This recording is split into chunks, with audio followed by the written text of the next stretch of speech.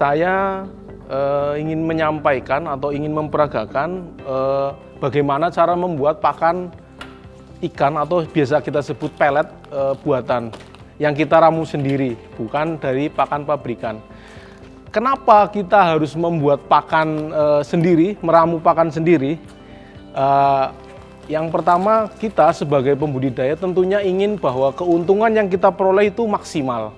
Kemudian yang kedua, kita bisa memanfaatkan bahan baku lokal yang memang tidak terpakai. Artinya apa? Secara tidak langsung kita juga ada unsur peduli terhadap limbah di sekitar kita. Untuk membuat pakan ikan buatan atau pelet buatan alternatif yang kita ramu sendiri, tentunya ada beberapa hal yang perlu kita perhatikan. Yang pertama adalah tentunya ketersediaan bahan baku. Kenapa? Karena nanti berpengaruh di harga pakannya. Kita tidak mau kita membuat pakan alternatif atau meramu pakan sendiri, ternyata harganya itu lebih mahal daripada pakan yang kita peroleh dari pabrikan. Kemudian yang kedua adalah bahwa bahan baku tersebut bisa dicerna secara sempurna oleh ikan. Artinya kita tidak menggunakan bahan baku yang beracun atau yang sudah expired, yang sudah tidak layak. Itu yang kedua. Kemudian yang ketiga, kenapa kita meramu pakan sendiri? Itu yang ketiga itu adalah kita bisa menentukan kebutuhan nutrisi atau kebutuhan kandungan nutrisi untuk tiap jenis pakan, terus tiap jenis ikan yang kita pelihara. Makanya pada kesempatan pagi hari ini kita akan meramu atau belajar bersama meramu pakan ikan secara mandiri. Ini sebetulnya sudah ada contoh yang sudah kita buat ya. Memang bentuknya kurang agak sedikit berbeda dengan pakan pabrikan, tetapi itu menjadi tidak terlalu penting karena nanti yang lebih penting adalah efektivitasnya terhadap pertumbuhan ikan. Pakan ikan atau pelet itu sebetulnya ada macam-macam. Jadi yang pertama ada pelet ikan tenggelam, itu biasa kita gunakan untuk untuk udang. Kemudian ada pelet terapung, biasa digunakan untuk pakan ikan. Tetapi sebetulnya tidak baku bahwa kemudian pakan tenggelam itu hanya untuk udang, pelet terapung itu hanya untuk ikan. Jadi bagaimana kita itu tahu membuat program feeding yang tepat saja sebetulnya. Ikan kita berikan pakan tenggelam pun tidak ada masalah. Jadi ini salah satu pelet yang kita buat ini pelet tenggelam. Jadi secara harga nanti akan lebih murah jika dibandingkan dengan pelet terapung. Karena apa? Karena kita cukup menggunakan mesin sederhana saja. Jadi dengan meramu pakan kemudian kita mencetak sudah kita peroleh pelet ikan tenggelam. Harganya relatif lebih murah, sekitar 20% lebih murah daripada pelet ikan terapung.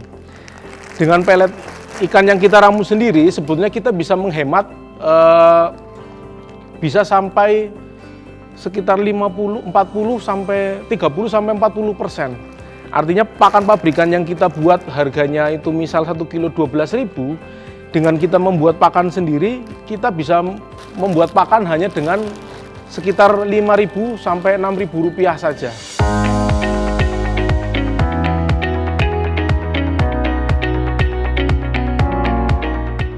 Perlu bapak-bapak dan ibu ketahui bahwa bahan baku pakan itu terdiri dari dua macam ya. Kita klasifikasikan menjadi dua macam. Yang pertama adalah bahan baku basal, kemudian bahan baku suplemen. Di sini kita contohkan ada masing-masing dua bahan baku basal dan dua bahan baku suplemen. Yang pertama di sini adalah tepung jagung. Tepung jagung ini kategorinya adalah bahan baku basal. Kemudian karena proteinnya ini kisaran 15 saja. Kemudian ini bekatul atau dedak biasa disebut ya. Sudah halus tentunya. Ini juga termasuk basal. Kisaran proteinnya antara 9 sampai 11. Kemudian di sini ada tepung ikan. Tepung ikan ini proteinnya kisaran juga ada mulai dari 40 sampai 60 ada. Kemudian di sini yang terakhir ini adalah tepung kedelai. Tepung kedelai. Ini protein kisaran 40 sampai 45. Kita juga perlu bahan baku yang namanya bahan baku tambahan. Di sini ada tepung. Ini adalah tepung aci atau tepung kanji ya, biasa kita sebut. Ini nanti kita buat sebagai perekat. Nanti kita membuat lem. Supaya apa? Supaya nanti pakan yang kita buat itu lebih solid, lebih kompak, lebih padat, sehingga tidak mudah hancur, memiliki stabilitas yang bagus di dalam air. Kemudian bahan baku tambahan yang lain. Di sini ada vitamin. Ada vitamin. Ini kalau di tempat bapak-bapak tidak ada vitamin untuk ikan, boleh menggunakan alternatif yang lain. Vitamin untuk hewan ternak juga tidak apa-apa. Yang penting ada seperti itu. Kemudian selain itu kita perlu juga nanti, ini adalah ragi. Jadi nanti ragi ini kita gunakan untuk proses fermentasi.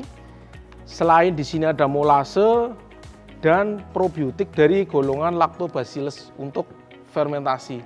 Tahapan selanjutnya untuk membuat pakan, tentunya bahan baku yang sudah kita siapkan harus dihitung kebutuhan jumlahnya.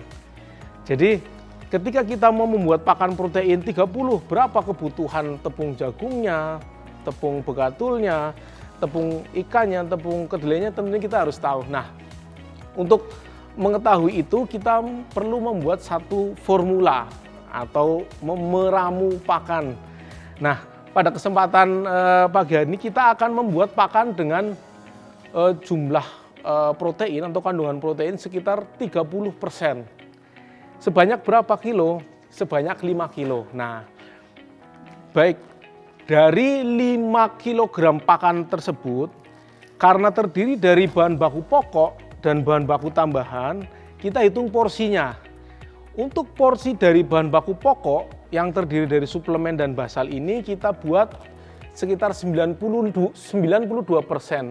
Sedangkan bahan baku tambahan itu kita jumlah sekitar 8%. Jadi jumlah 100% atau 5 kilo. Terdiri dari bahan baku pokok dan tambahan. Kemudian untuk selanjutnya, kita membuat formula, kita membuat satu rumusan. Saya coba menjelaskan dengan metode yang paling mudah, yaitu dengan metode segi 4 atau metode persegi, metode segi 4%.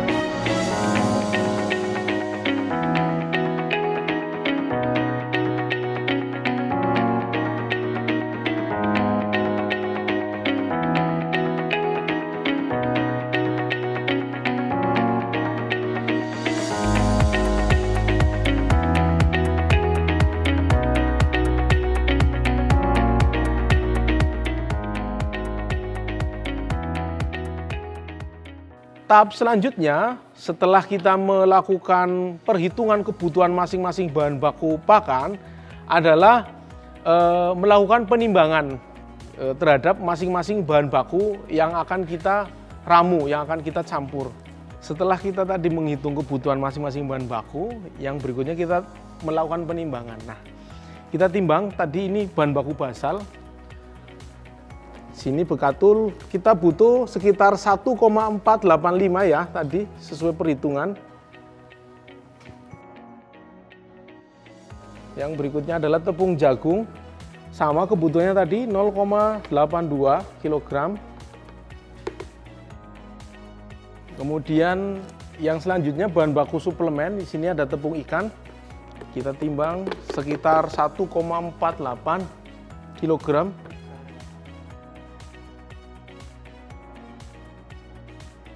Yang terakhir ini adalah tepung kedelai, sudah halus ya. Kita butuh sama seperti tepung ikan 1,485.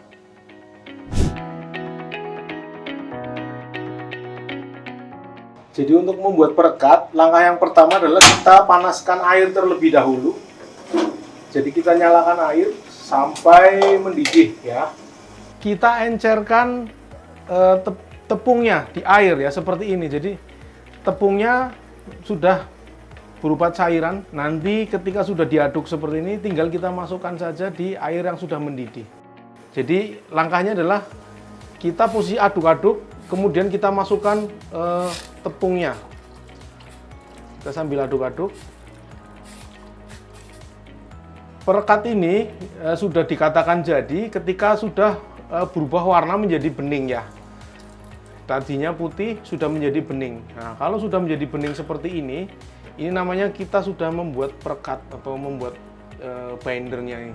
Tahapan selanjutnya setelah kita melakukan penimbangan adalah melakukan pencampuran.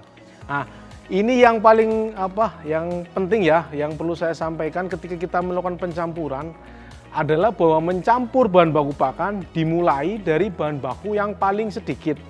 Nah, ini kita coba campurkan. Yang pertama adalah vitamin. Vitamin itu di porsi cukup sedikit saja, sekitar 0,05 gram ya, 0,05 kilogram.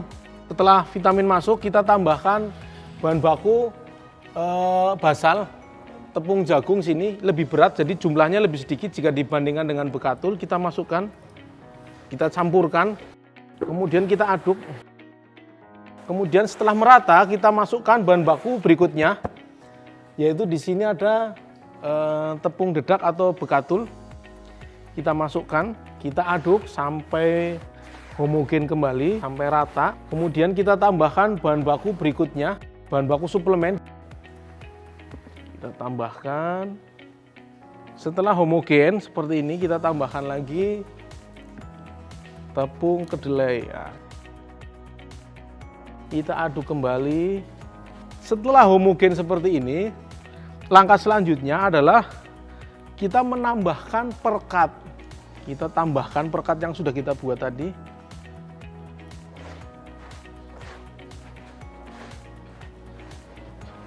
Setelah kita tambahkan perekat, nanti pakan sudah bisa kita kepal seperti ini ya.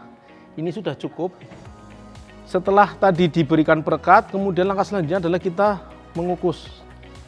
Kita tempatkan semua bahan baku yang sudah kita campur atau tambahkan dengan perekat tadi, kemudian kita kukus.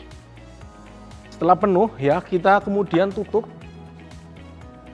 untuk kemudian kita lakukan pengukusan. Tahap selanjutnya adalah melakukan fermentasi. Nah, untuk fermentasi bahan baku kita siapkan air setengah liter. Kemudian selanjutnya kita tambahkan ragi, kira-kira 5 gram saja ya.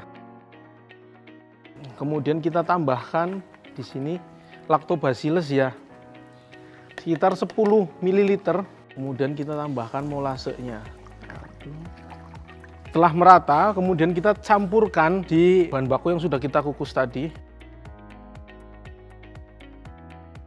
Jika kemudian terlalu kering, bapak-bapak, ibu-ibu sekalian bisa tambahkan air ya, supaya kondisinya jadi lembab. Oke, setelah merata, ya, setelah homogen seperti ini, merata, lembabnya sudah pas gitu ya. Kemudian kita tempatkan di wadah tertutup, ya. Kemudian setelah ditambahkan bahan baku fermentannya, kita masukkan atau kita tempatkan bahan baku pakan ke dalam wadah ya, ini.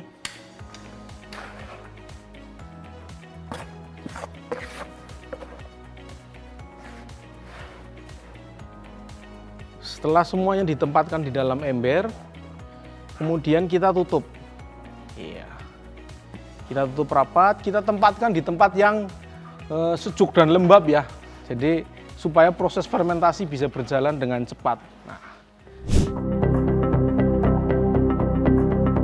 setelah kita melakukan proses fermentasi selama 2 hari, nah, bapak-bapak ibu sekalian boleh 2 hari, boleh 3 hari, boleh 4 hari ya.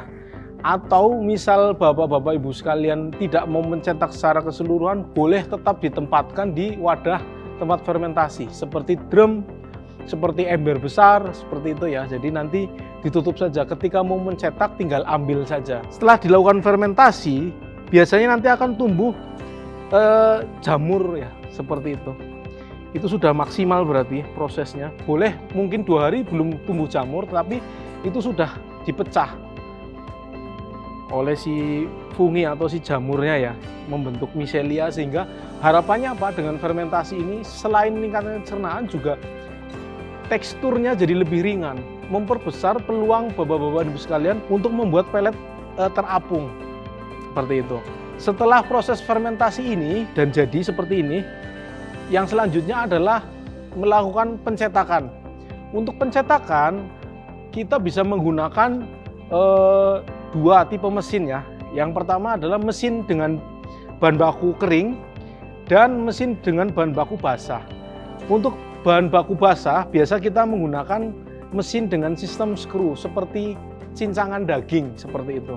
Kemudian untuk mesin yang kering kita menggunakan mesin vertikal dengan menggunakan roda gigi. Yang perlu saya sampaikan adalah ketika bapak-bapak ibu sekalian menggunakan mesin pencetak kering, yang perlu disiapkan adalah bahan baku yang kering. Tentunya setelah proses fermentasi yang kita dapatkan adalah bahan baku basah. Maka untuk mencetak bahan baku dengan mesin kering perlu dilakukan proses pengeringan terlebih dahulu. Sehingga pada saat dicetak, mesin tidak mengalami kendala karena memang spesifikasinya adalah untuk bahan baku kering.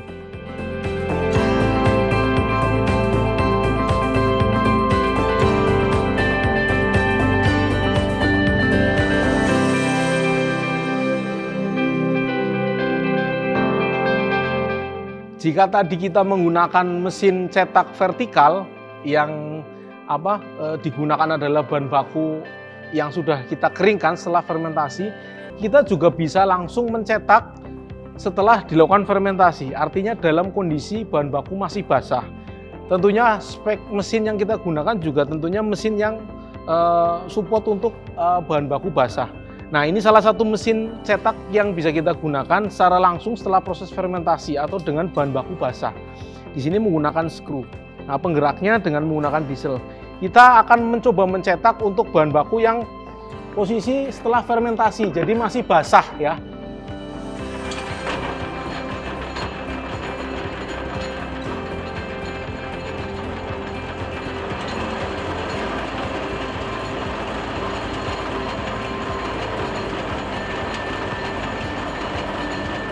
Ini tadi hasil pencetakan dari 2 mesin ya. Ini yang pakai mesin vertikal atau dengan mesin cetak yang masih basah seperti ini, bahan baku basah. Dengan menggunakan mesin cetak vertikal, maka posisi pakan itu sudah agak kering. Jadi nanti kalaupun harus di oven atau dijemur, ini lebih sebentar, lebih singkat waktunya. Kemudian untuk pakan dengan mesin cetak bahan baku basah, biasanya masih berbentuk panjang seperti ini. Nanti bapak-bapak di rumah bisa modifikasi dengan memasang pemotong di luar. Kemudian kalaupun tidak bisa tidak dipasang pemotong, bisa dilakukan pematahan dari pakan yang sudah kita jemur tadi. Nanti setelah dicetak kita jemur, kemudian setelah setengah kering, kemudian kita bisa remas-remas sehingga akan terputus menjadi ukuran yang lebih pendek lagi nanti. Tahapan selanjutnya adalah kita menjemur atau melakukan pengeringan dengan oven. Nah, pada kesempatan hari ini kita akan melakukan penjemuran pakan di bawah sinar matahari. Setelah kering, kemudian kita tempatkan pada wadah untuk kemudian dipindahkan pada wadah pengemasan.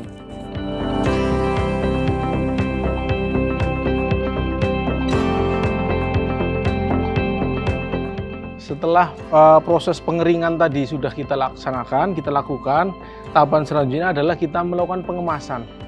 Pengemasan sesuai dengan peruntukan, bisa dikemas dalam jumlah 5 kiloan, 10 kilo, 20 kilo, atau 30 kilo. Jadi tergantung peruntukannya. Kita timbang, yang pertama kita timbang dulu pakan hasil penjemuran.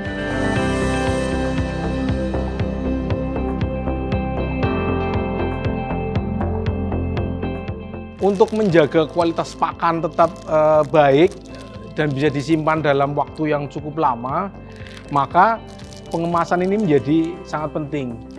Usahakan bahwa pakan yang kita kemas itu di dalam kemasan yang vakum atau kedap udara, jadi tidak mudah terkontaminasi sehingga tidak mudah rusak. Jika bapak-bapak ibu di rumah mau membuat pakan, gunakan pelapis atau plastik terlebih dahulu sebelum dimasukkan ke dalam karung. Jadi karung dilapisi dengan plastik. Kalau bapak-bapak ibu sekalian mau membeli plastiknya plastik apa, sampaikan saja ke tokonya mau membeli plastik inner, jadi plastik dalaman, plastik inner untuk dalaman, biasanya pelapis.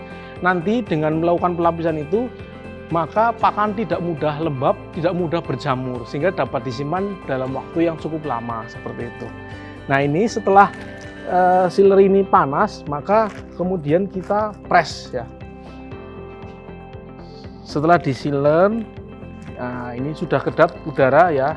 Supaya lebih menjual, bapak-bapak nanti di rumah bisa boleh dipasang stiker, atau mungkin kalau untuk kemasan di waring atau di karung, bapak-bapak bisa dicetak langsung di karungnya logo atau cap ya. Seperti ini. Jangan lupa bapak-bapak, ketika kemudian bapak-bapak dan ibu sekalian akan membuat pakan untuk kepentingan komersil, diurus segera izin edarnya, seperti itu.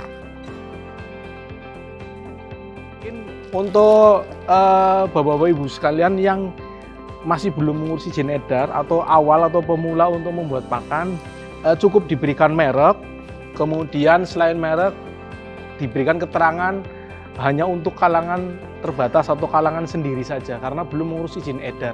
Nanti ketika sudah diberikan diurus izin edar, boleh merek dan sekalian izin edarnya, sehingga bapak-bapak dan ibu sekalian sudah bisa secara resmi mengedarkan pakan produk sendiri, baik digunakan untuk sendiri maupun untuk orang lain. Saya kira demikian tadi proses pembuatan pakan dari awal sampai kemudian sampai ke pengemasan. Mudah-mudahan bermanfaat. Kemudian jika ada kesalahan, saya mohon maaf.